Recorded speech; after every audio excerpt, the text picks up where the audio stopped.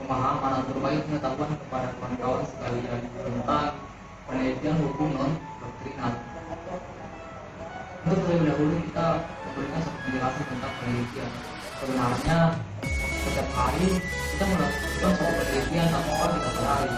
Misal, kita ingin mengetahui seseorang, terlebih dahulu kita harus mengetahui siapa nama seseorang itu, di mana kita tinggalnya, apa latar belakang pendidikan. Kemudian kita berbicara tentang rumah tangga misalnya.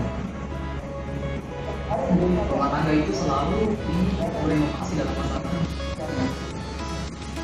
Misal, jadi memasak sesuatu, dia harus terlebih dahulu mengetahui peralatan apa yang perlu digunakan, bahan-bahan apa yang diperlukan. Dan yang ketiga, bagaimana cara memasaknya. Setelah dia kembali kepada bahasa mereka hukum atau doktrinal kata pemikiran. Hukum itu dapat dipelajari dan diteliti sebagai in system atau studi mengenai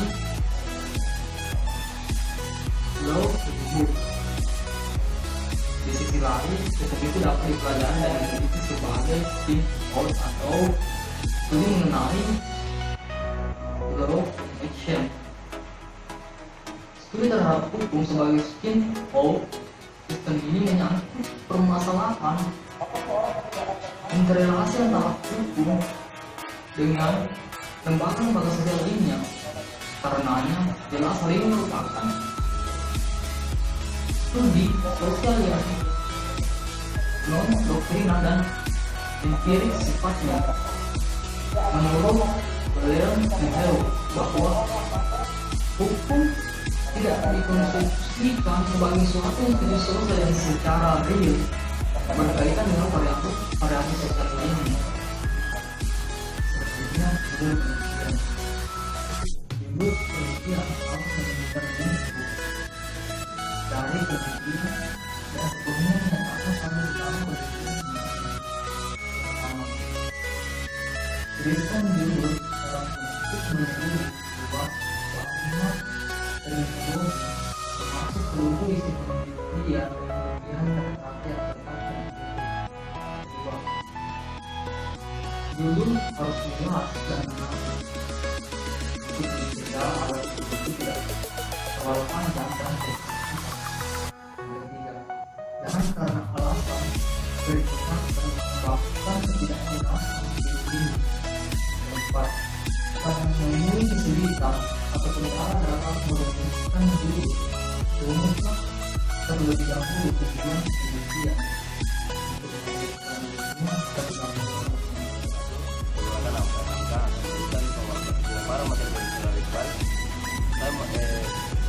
Saya akan memaparkan bagian C, bagian permasalahan, bahwa permasalahan merupakan kesenjangan antara apa yang seharusnya dengan apa yang nyatanya, antara apa yang diperlukan dengan apa yang tersedia, antara harapan dengan capaian, atau singkatannya adalah gasolen dengan aset. Pada umumnya, kendala yang dihadapi terutama oleh para pemula peneliti adalah bagaimana mengidentifikasi dan merumuskan permasalahan penelitian secara jelas dan lengkap. Nah, itu kemudian dipaparkan di beberapa bagian, ada 5 bagian, yaitu 1. Identifikasi permasalahan. Para calon peneliti sebelumnya harus mengidentifikasi penelitian yang telah dilakukan sebelumnya, sehingga dapat menentukan mana yang perlu diteliti dan mana yang tidak. Nah, bagian kedua, penelitian permasalahan. Kemudian bagian ketiga, kriteria permasalahan. Yang keempat, kualifikasi peneliti. Yang kelima, batasan permasalahan. Nah, kemudian bagian D, tujuan penelitian.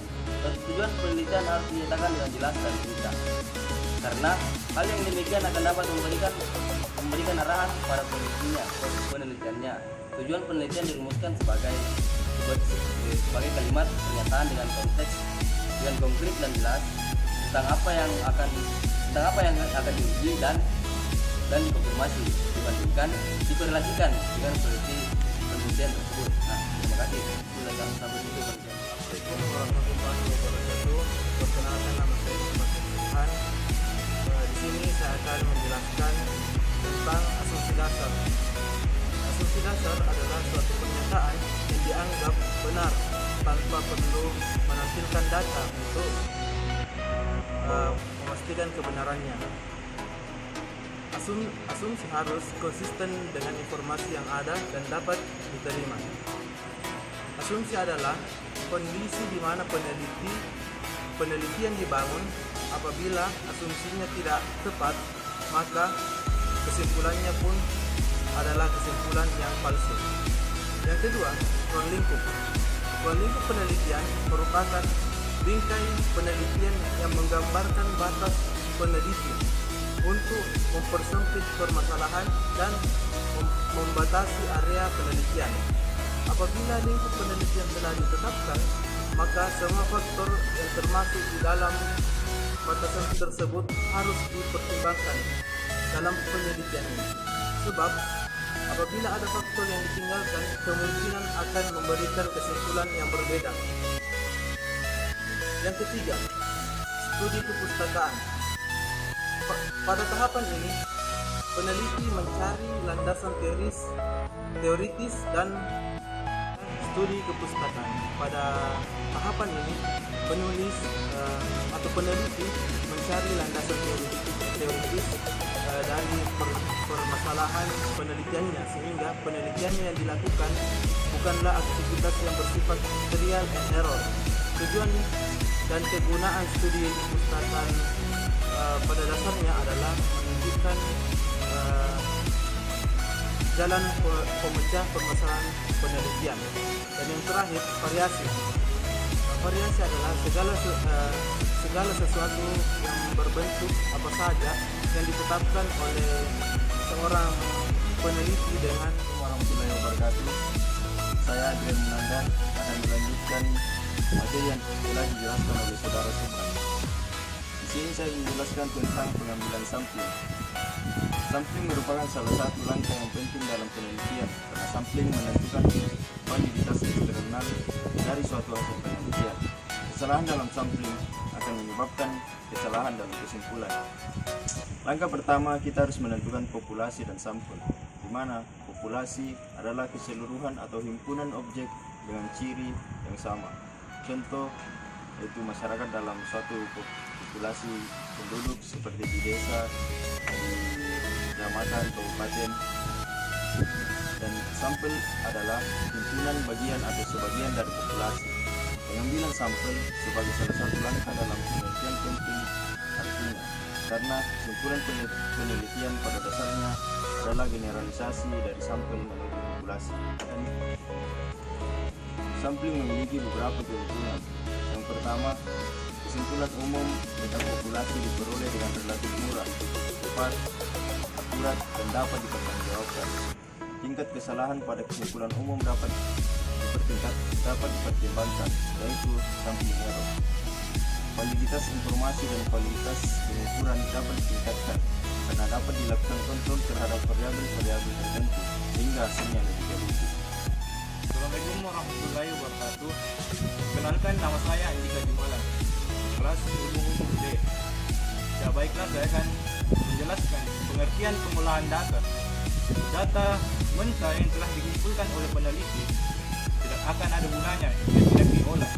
Pengolahan data merupakan bagian yang amat sangat penting dalam metode ilmiah karena dengan pengolahan data tersebut dapat diberi arti dan makna yang berguna dalam mencerahkan masalah penelitian.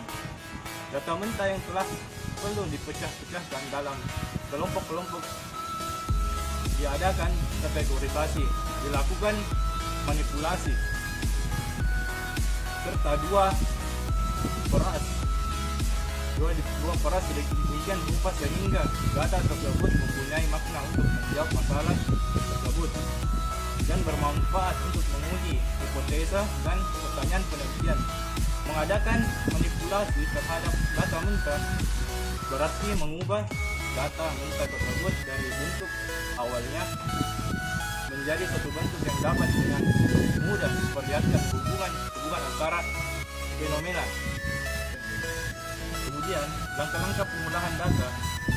Dalam proses pengolahan data ada sejumlah langkah-langkah langkah-langkah ilmiah yang perlu dilakukan untuk memudahkan proses pengolahan data dari beberapa referensi tentang metode penelitian ilmiah. Ada sejumlah langkah-langkah yang perlu pengolahan data, yaitu yang pertama adalah editing, yang kedua kode data atau kodifikasi data.